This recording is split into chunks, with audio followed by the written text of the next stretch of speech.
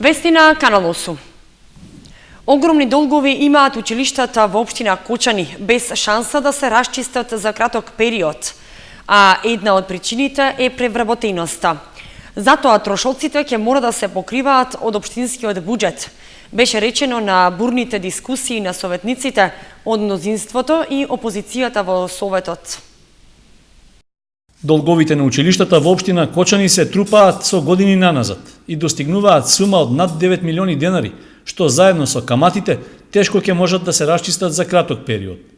Ова беше една од дискусиите за кои се потроши најмногу време на седницата на Општинскиот совет, на која покрај извештајот за работата на образовните институции се разгледуваше и предлогот за ребаланс на буџетот. Беше речено дека апсурдни се состојбите во кои се наоѓаат училиштата, особено кога од година во година се намалува бројот на учениците, а расте бројот на вработените. Поради тоа се доаѓа во ситуација да се бара намалување на бројот на ученици во една паралелка, за да се задржи вкупниот број паралелки, односно наставниците да не останат без работа. Затоа, заедно со обврските за исплата на плата и надоместоци и останатите неплатени трошоци, токму поради превработеноста, училиштата се во тешка финансиска состојба. Училиштата се премногу задолжени, премногу имат извршни решенија од страна на добавувачите и сега треба да се доведеме во ситуација општината да го покрие тој долг кој што гледаме од каде настанува. Настанува единствено од недоброто менаџирање на директорите, недобрата координација со лицето кое што е задолжено од општината, недобрата координација со градоначалникот, бидејќи сепак тој е првиот човек кој што ја води општината. И ние сме доведени во ситуација да одвојуваме средства од буџетот за да покриваме непродуктивни расходи од типот на плаќање на камати, плаќање на за старени обврски кои што општината кои што училиштата ги прават, а не можат редовно да ги сервисират од причина што имат превработеност во нивните училишта. Од каде знаеме дека ние 2016-2017 година можеби во Ризарик има 36 ученици. Што значи тоа? Дека сега треба да истераме едната наставничка во 2016 да примаме друга? Значи тоа е тоа што го дискутираме сите, дека е навистина осетлива работа и проблем, значи кој што моментално можеби нема не само за нас, јас не сум компетентен, значи луѓето од секторот за образование се со овој проблем 10 на години, не може не се 15, 10 на години, сите го знаеме. Значи тоа е оној масовен екзодус кој што се случува, кој што е ќе не засега можеби во наредните години. Превработеноста во училиштата треба да се решава постепено, за да се намалат трошоците, беше речено на седницата на Советот. Решението е јасно и се прави постепено, за да нема резови образованието, да нема турбуленции, да немаме и у колегите непријатности. Постепено, како ќе оде некој пензија, треба тоа да се направи. Меѓутоа, факт е дека вие веќе 7 години немате волја да го решавате овој проблем. Значи нема се волја, не се сака да се реши проблемот.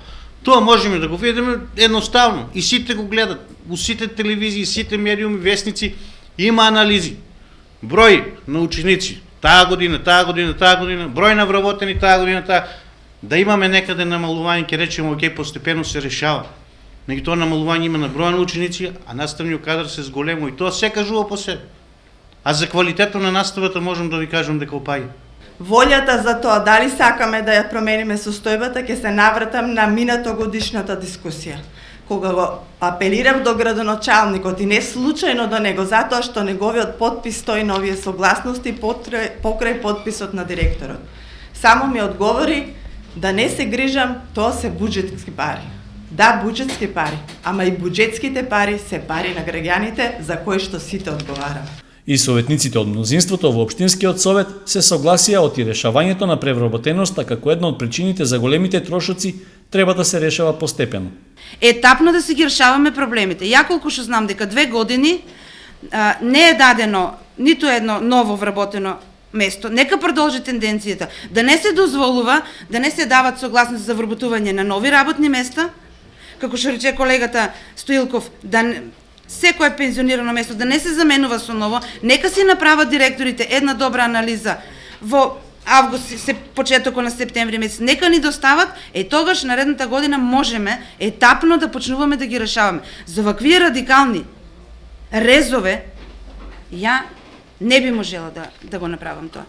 ако може да резимираме од дискусиите на сите овие колеги советници, гледам дека доше до заклучок, дека материјалите се дојдени предоцна и дека некој друг решава за ова што ние сега го збориме. И сега што да си помислиме, кој е логичко прашање? Што дебатираме ние тука 2,5 сати? Кога е задоцнето, а некој друг на друго место решава. Сепак мислам дека можеме да извлечеме еден позитивен заклучок. Најпозитивно е тоа што граѓаните на општина Кочани, кои што се информираат преку средствата за јавно информирање, барем ќе дознаат некоја состојба во образованието, да знаат каде се трошат нивните пари, со какви проблеми се соочуваат нивните деца во училиштето. А вака ние ако се реплицираме, има тука материјал да ви кажам за да утре сабајле, ја планирав да стигнам втора смена на работа, меѓутоа еве благодарение на вашите дискусии дели доста зајадливи, моравме да ви реплицираме. На крајот од дискусиите, советниците заеднички дојдоа до заклучок оти општината ќе мора да ги покрие големите долгови на училиштата. Во спротивно, тие се соочуваат со блокирање на сметките и неможност за нормално извршување на основната дејност.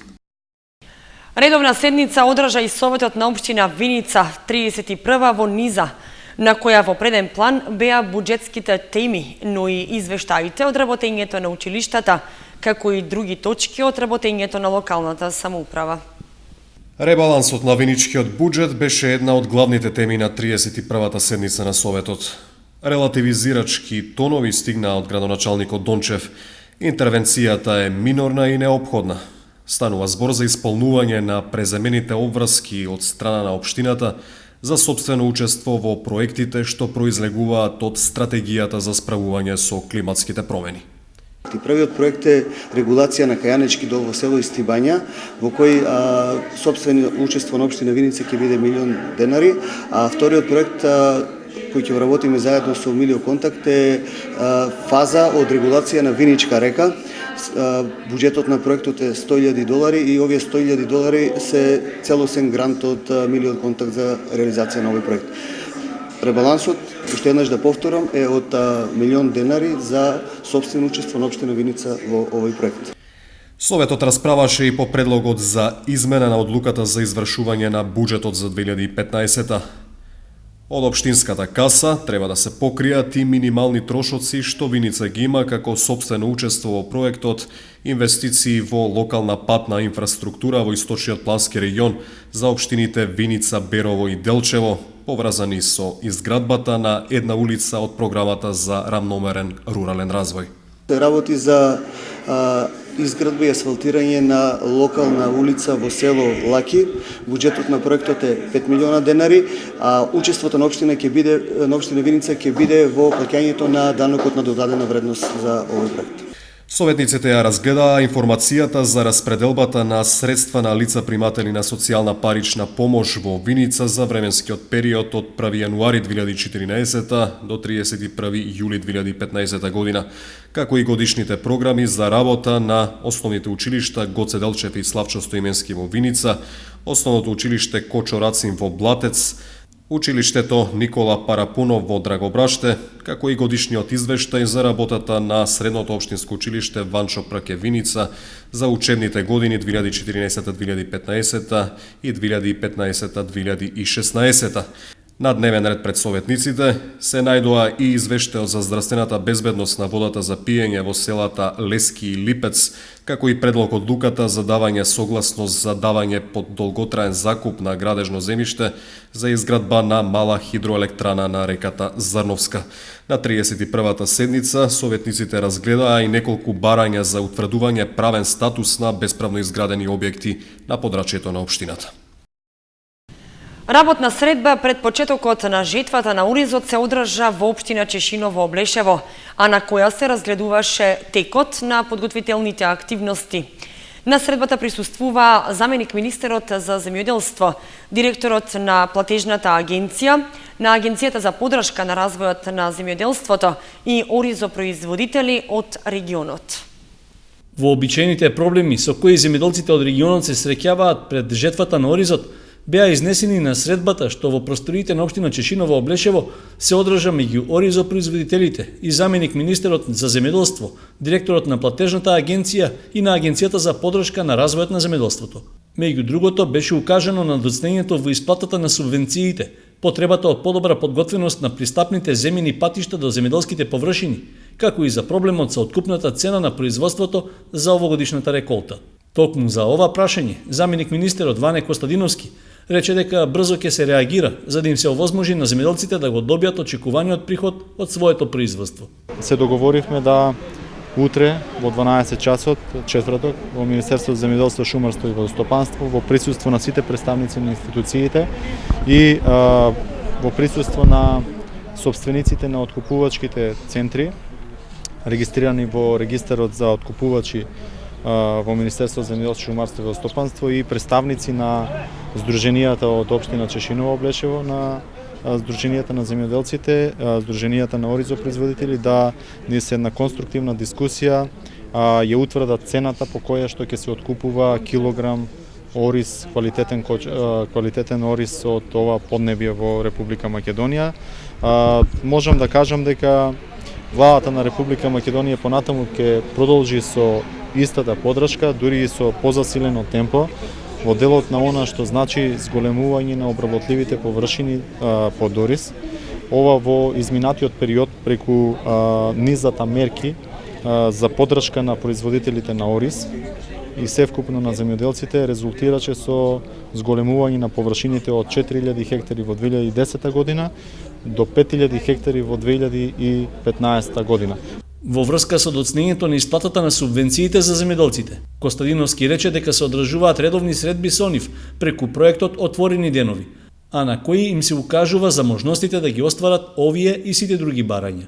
Им се дава одговор на лице место преку проверка на нивното барање или во рок од 48 часа добиваат одговор за нивната состојба, не само за личните барања, туку и генерално, значи проблеми кои што се однесуваат на населеното место во кое што го посетуваат, во делот на општината, дали е тоа потреба од изграда на некој објект во делот на водостопанството, дали е тоа од аспект на распределба на земјоделското земјиште, за постапката, начинот на кој што се распределува и така натаму. Градоначалникот Костадин Личков рече оти општината Чешиново Облешево добила финансиска поддршка од државата за поголем број инфраструктурни и други проекти за индиректна помош во земјоделството, со што за последните неколку години биле инвестирани околу 1 милион денари. Веќе општината Чешиново Облешево во 2013-2014 година веќе доби доволно проекти, со тоа што може да кажеме мостот на Злетовска река, потоа добивме канализација во населено место Кучичино, добивме урбанистички план за населено место Спанчево. Ова година добивме исто 3 мерки. Тие се мерките канализационен систем во населено место Чифлик, потоа имаме 2 улици во населено место Теранци и плоштади во секој населено место, тоа се мини плоштади. Благодарение исто пак на нив ќе кажам дека четврт проект добивме со тоа што преку Источен плански регион добивме 3 урбанистички планови и тоа за населените места Облешево, Чифлик и Чешиново. Заменик министерот Костадиновски на средбата со земјоделците вети дека ќе се работи за брзо обезбедување услови за нормално одвивање на жетвата на оризот, односно подобрување на пристапот на земјоделската механизација до нивите. Во општина Чешиново Облешево се одржа состанок на представници од полициската станица од Кучани со претседателите на местните заедници за преземање превентивни мерки за поголема безбедност при управување со земјоделска механизација. Исто така беа разгледани можности за подобрување на општата безбедносна состојба во регионот. Со започнувањето на жетвените активности на оризот се влошува и безбедносната состојба во сообраќајот на магистралниот пат А3, посебно на територијата на општина Чешиново Облешево. Главна причина за тоа е зголеменото присуство на земјоделска механизација, што често се движи и по коловозот на овој патен правец, а поради неисправност на светлосните уреди и останатата опрема, често се случуваат сообраќајни незгоди. Ова, меѓу другото, беше речено на состанокот што во локалната самоуправа на Чешиново Облешево го одржаа представници од полициската станица Кочани со претседателите на местните заедници од населбите во оваа општина. Целта на состанокот беше да се действува превентивно и да им се укаже на земјоделците за опасностите што ги предизвикуваат со неисправните трактори, комбајни и друга земјоделска механизација, како и да се упати повик за почитување на сообраќајните прописи кога со нив излегуваат на пат. Не отпочнувајте да управувате трактор, мотикултиватор, работна машина во сообраќај на пат доколку немате положено возачки испит или сте под дејство на алкохол. Мотокултиваторот, тракторот, работна машина во сообраќај на пат управувајте доколку се регистрирани или технички исправни. Искористете ја приликата да извршите бесплатен технички превентивен преглед во некој од станиците за технички преглед. Земјоделската механизација која ја користите, не ја оставајте на патот, покрај патот, а доколку истата остане во дефект, преземете мерки за нивно итно отстранување од патот. Во ноќ и во услови на битно намалена видливост, не управувајте возило доколку имате неисправни светлосно сигнални уреди. Товарот кој го превезувате во возилото секогаш треба да биде максимално покриен, прицрстен и обезбеден. Тракторот не давајте да го управува вашето дете. Председателите на местните заедници од општина Чешиново Облешево на состанокот имаа и своји предлози како да се подобри безбедноста во сообраќајот при управување земјоделска механизација. Беше укажано оти постои можност за реконструкција на помошните земјени патишта покрај магистралниот пат, зашто и самите земјоделци се подготвени да дадат свој придонес. Од одговорните беше побарано да се подобри прегледноста на одделни делници, што поради бујната вегетација се потенцијална опасност за безбедноста во сообраќајот, како и да се постават соодветни сообраќајни знаци, што во период на жетвата на оризот ќе укажуваат на зголемено присуство на земјоделска механизација на патниот правец Штип-Кочани.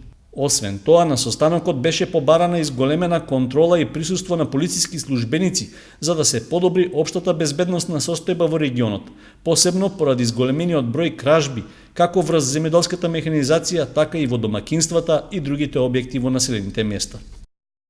Подпишани договорите за финансирање проекти со 11 здруженија во рамки на вториот повик од програмата за зачувување на природата во Македонија.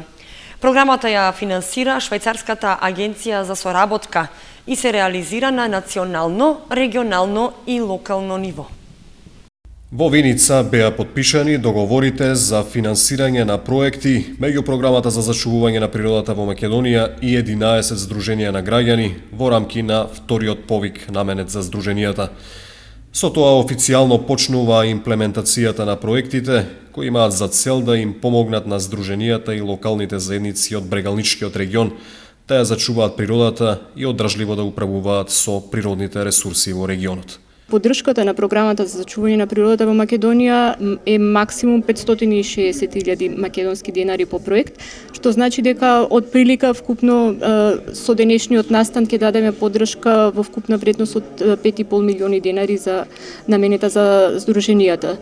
Вториот повик за предлог проекти на здруженијата како дел од активностите на програмата за зачувување на природата во Македонија беше објавен на 30 јуни 2015 година. Здруженијата имаа можност да поднесуваат предлог проекти кои се однесуваат на зачувување на природата во Брегалничкиот слив. До крајниот рок за доставување на предлог проекти во локалната канцеларија на програмата за зачувување на природата во Пехчево пристигнаа вкупно 21 пријава, од кои 11 се одобрени за финансиска поддршка од страна на програмата. Пашалиска Андонова изрази задоволство од степенот на реализација на проектите од првиот повик. Морам да изразам задоволство од реализацијата на проектите кои што беа дел од првиот повик, значи поголем дел од тие проекти веќе се завршени и имаме видливи резултати. Денеска бевме присутни на еден настан кој што официјално го означи завршувањето на еден успешен проект во Виница, со кој беше ставена термофасада во градинката.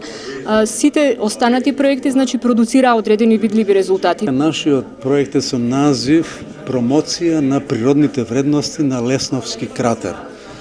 Значи, тоа станува збор за една ретка природна појава, односно тоа е поврзано со некогашната терциерна вулканска активност на подрачјето на Осоговските планини, која што представува втора вулканска област во Република Македонија покрај онаа вулканска активност на Кожов. Значи, целта ни е на пошироката јавност, а и странската туристичка јавност која што доста и го посетува овој крај, да знае за што станува збор, каде престојува, кои се вредностите и така натаму. Значи, ние сакаме сега да направиме една, како да кажам, 3D реконструкција, каде и кој простор го зафаќал тој кратор и да даеме некои на информативни табли, некои основни податоци за природните вредности на оваа ретка природна појава во Република Македонија. Програмата за зачувување на природата во Македонија е проект на Швајцарската агенција за развој и соработка, координиран од Helvetas, Swiss Inter Cooperation и Farmachem, со цел да и се помогне на Република Македонија во зачувување на големата биолошка разновидност и природните екосистеми преку промоција на нивното одржливо користење и управување. Активностите се реализираат на 3 нивоа: национално, регионално и локално. Означен крајот на проектот за поставување на термофасада на детската градинка Гоце Делчев во Виница. Проектот исто така беше подржан од програмата за зачувување на природата во Македонија, финансирана од Швајцарската агенција за развој и соработка. Промовирани резултатите од проектот имплементација на термоизолациона фасада на детската градинка Гоце Делчев во Виница. Проектот го спроведуваше Сдруженијето на жени земјоделки Агро Винка во партнерство со градинката и се однесуваше на темата користење на обновливи извори на енергија, практики кои се во согласно со животната средина и техники за заштеда на енергија. На мини свеченоста, градоначалникот Дончев рече дека ова е еден од низата проекти во оваа сфера во Виница, со кој виничката градинка стана една, или како што беше речено на настанот, најенергијски штедливата градинка во Македонија. Проектот не застанува овде, значи продолжуваме да реинвестираме со заштедите кои ги остваруваме преку овие проекти. Во следниот период предвидуваме да продолжиме со реконструкција на покривот на градинката, така да комплетно ќе го затвориме овој проект. Благодарност до донаторите кои што учествуваат во овие проекти, до CDC, до ГЕФ, до партнерот на Гоце Делчев, Сдруженијето на жени земјоделки и Агровинка, и се надеваме на уште подобра соработка во понатамошниот период. Директорот на градинката рече дека уште со напуштањето на загревањето со нафта пред 2 години, енергетската потрошувачка во градинката се намалила тројно, а следната година се очекува дополнително да се ефектуираат резултатите со поставувањето на термоизолационата фасада. Со поставувањето на термоизолационата фасада очекуваме намалување на потрошувачката на пелети за 20%. Инаку морам да напоменам дека овој објект до пред 2 години се затоплуваше со котли на нафта, при што протечно годишно, односно по сезона трошевме околу 15 тони, или тоа е приближно 15.000 еври. За овие 2 години, како е во експлоатација котелот на пелети, трошиме за загревање само по 5.000 евра. Сега очекуваме со реализацијата на овој проект, значи, веќе ефектите ги очекуваме наредната зима, уште поголем заштеда. Цветан Николовски, програмски асистент на програмата за зачувување на природата во Македонија, информираше дека освен поддршката на проекти, преку оваа програма е поддржана и обуката на персоналот и дечињата за мерките за заштеда на енергија, а најави продолжување на проектот во Виница. Програмата за чување на природата на Македонија продолжува со поддршка на ваков тип на проекти во општина Виница, така да проектот кој што следно ќе го реализираме заедно во соработки во партнерство со општина Виница е замена на котелот на нафта во основното училиште Славчо Стојменски со котел на пелети, со што се очекува многу поголема заштеда на енергија и во таа установа. Вкупната инвестиција со проектот изнесува 10.000 евра.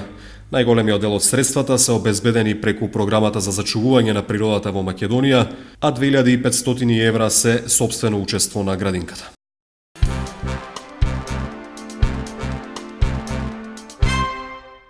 Младите творат за Оризот. Поезија, музика и ликовна уметност беше настанот кој што во рамки на манифестацијата Денови на Кочанскиот Ориз го организираше општина Кочани. Настанот беше збогатен со настап на најмалите од детската градинка Павлина Велјанова, како и од ученици од Основното музичко училиште Ристо Јоруков. Во рамките на манифестацијата Денови на Кочанскиот Орис од учество не се исклучени ниту најмладите од градинката и од кочанските училишта. Младите творат за Оризот, поезија, музика и ликовна уметност. Беше настанот што во рамки на оваа манифестација се одржа во мултикултурниот центар во Кочани. Им беа доделени благодарници и дипломи на наградените ученици од 5 кочански основни училишта кои учествуваа на литературниот и ликовниот конкурс што го распиша општината на тема за Оризот. Свој настап имаа и најмалите од градинката Павлина Велјанова. Со музички композиции се представија и учениците од основното музичко училиште Ристо Јуруков. Жири комисијата за литературни творби награди 5 литературни творби, пофали 7 творби, додека жири комисијата за ликовни творби награди 5 ликовни творби. Инаку во програмата денеска учествуваат и децата од градинката Павлина Велјанова, како и децата од музичкото училиште ОМУ Ристо Јуруков.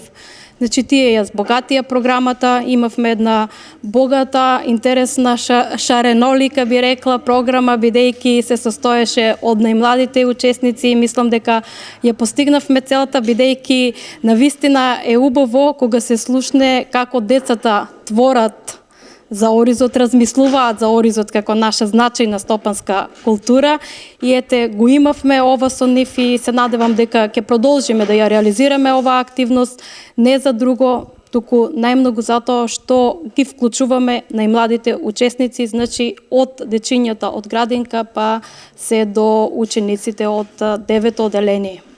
Преку овој настан, општината сака да ги потекне младите да творат и да пишуваат за белото кочанско злато Оризот. На крајот, благодарници за учество добија и менторите на учениците од сите 5 основни училишта, како и од музичкото училиште и градинката. Второ место за тимот составен од ученици од Средното општинско училиште Љупчо Сантов на државниот надпревар по прва помош, што се одржа во Крива Паланка. Истите се волонтери во општинската организација на Црвениот крст од Кочани.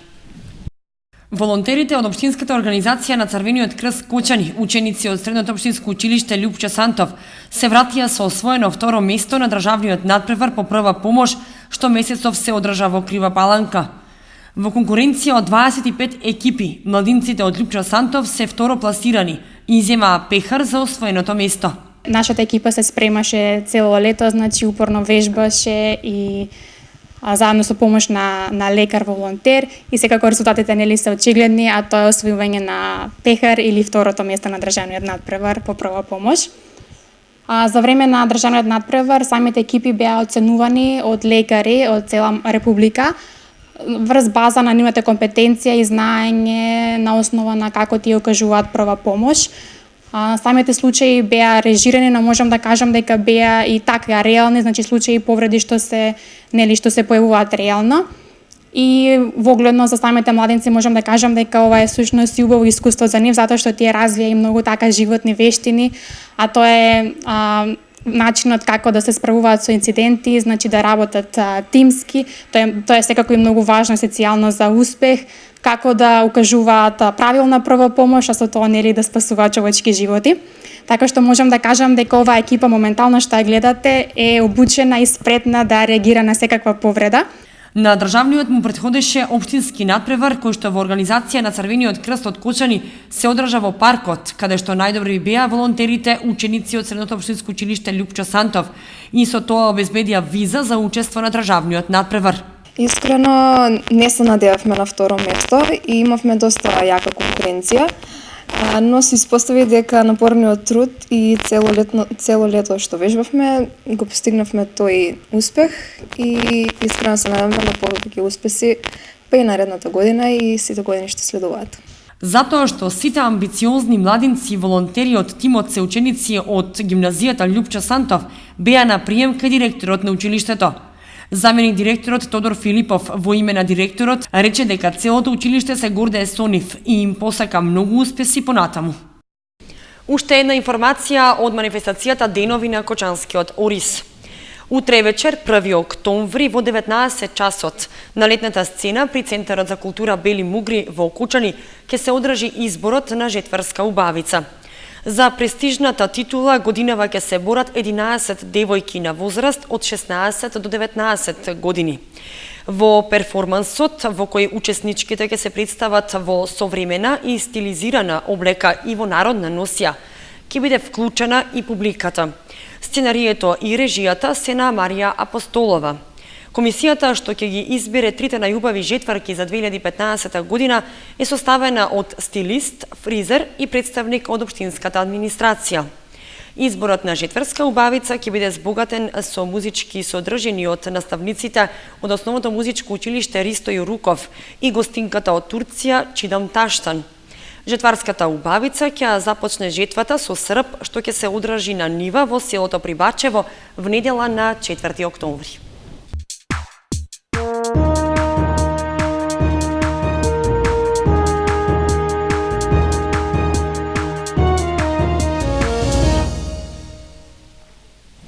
И за крај спортската информација. Во Кочани одигран 8-на финален надпревар од Купот на Македонија Брегалница Шкупи. На стадионот Никола Мантов во Кочани се одигра првата 8-на финална пресметка од Купот на Македонија. Брегалница на условно домашниот терен славеше победа над Шкупи со резултатот 2:0, полувреме 1:0.